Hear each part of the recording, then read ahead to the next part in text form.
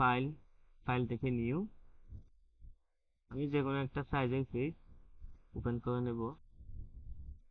ওকে, আমি একটু জুম করে নেব, আমি একটু কালার দিয়ে দেবো, এখানে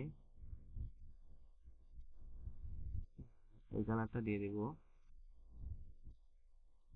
আমি অল্টার ধরে ব্যাকস্পেস দিলাম। তো এখন এখানে একটা রেক্টেঙ্গুলার রাখবো আমি, তার জন্য আমি একটা নতুন লেয়ার নেব, এখান থেকে এভাবে দেব, আমি এখানে সাদা দেব, অল্টার ব্যাকস্পেস। তো এখন আমি কি করব, কন্ট্রোল ডি দিয়ে সিলেক্ট, এখানে একটা ড্রপ শ্যাডো দেব আমি, এখানে ক্লিক, ড্রপ শ্যাডো আমি আপাতত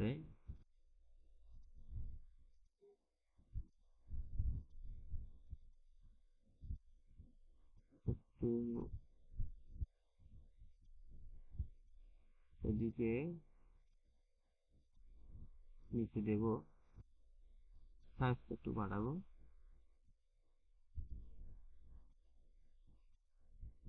এভাবে দিয়ে দেবো। পকেটে ক্লিক করব, ক্লিক করার পর এখানে রাইট ক্লিক করব, ক্রিয়েট লেয়ার ক্লিক করব, পকেটে ক্লিক করব। ক্লিক করার পর আমি কন্ট্রোল ধরে এখানে একটা ক্লিক করব, ক্লিক করার পরে কন্ট্রোল টি দিয়ে ট্রান্সফর্ম, রাইট ক্লিক, এখানে ওয়াল ক্লিক, ক্লিক করার পর আমি একটু